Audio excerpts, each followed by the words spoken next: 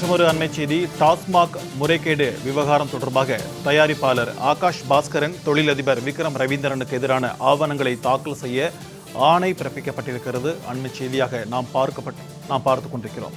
டாஸ்மாக் முறைகேடு விவகாரம் தொடர்பாக தயாரிப்பாளர் ஆகாஷ் பாஸ்கரன் தொழிலதிபர் விக்ரம் ரவீந்திரனுக்கு எதிரான ஆவணங்களை தாக்கல் செய்ய ஆணை பிறப்பிக்கப்பட்டிருக்கிறது. இது தொடர்பான கூடுதல் விவரங்களோடு நம்முடன் மீண்டும் இணைகிறார் செய்தியாளர் மகேஸ்வரி. வணக்கம் மகேஸ்வரி.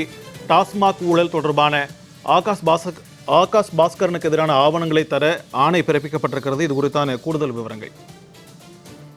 1000 கோடி ரூபாய் டாஸ்மாகில் முறைகேடு தொடர்பாக திரைப்பட தயாரிப்பாளர் ஆகாஷ் பாஸ்கரன், தொழிலதிபர் விக்ரம் ரவீந்திரன் ஆகியோருடைய வீடுகள் மற்றும் அலுவலகங்களில் அமலாக்கத்துறையினர் சோதனை நடத்தினார்கள். சோதனையின் முடிவில் விக்ரம் ரவீந்திரனுடைய வீடுகள் மற்றும் அலுவலகத்திற்கு சீல் என்பது வைக்கப்பட்டது.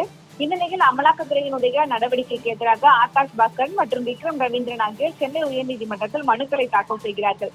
அமலாக்கத்துறை நடவடிக்கைக்கு தடை விதிக்க வேண்டும் எனவும் சீலை அகற்ற வேண்டும் ஒரு கோரிக்கையை முன்வைத்து மனுக்களை தாக்கல் செய்கிறார்கள். இந்த மனு என்பது நீதியரசர்கள் MS ரமேஷ் மற்றும் B லட்சுமிநாராயணன் அடங்கிய அமர்வில் இன்றைய தினம் விசாரணைக்கு எடுத்துக் கொள்ளப்படுகிறது. அப்போது அமலாக்கத்துறை சார்பில் ஆஜரான சிறப்பு வழக்கறிஞர் ரமேஷ் ஆஜராகி எதன் அடிப்படையில் இருவரிடமும் விசாரணை என்பது நடத்த முடிவு செய்யப்பட்டது என்பதற்கான காரணத்தை சீலிடப்பட்ட கவரில் தாக்கல் செய்தார். அதனை ஆய்வு செய்த நீதியரசர்கள் இதில் உள்ள தகவல்கள் என்பது போதுமானதாக இல்லை என கூறி ஆவணங்களை நாளை தாக்கல் செய்ய வேண்டும் என்று உத்தரவு ஒன்றை பிறப்பித்திருந்தார்கள்.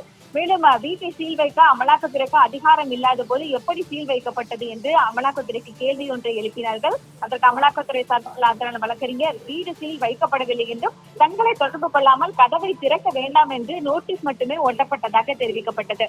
மேலும் நோட்டீஸ் ஒட்ட அமலாக்கத்துறைக்கு அதிகாரம் இல்லாத நிலையில் சட்டவிரோதமாக செய்யப்பட்ட அந்த ஒன்றை சட்டப்பூர்வமானதாக மாற்ற வேண்டாம் என்று நீதியரசர்கள் தெரிவித்தார்கள்.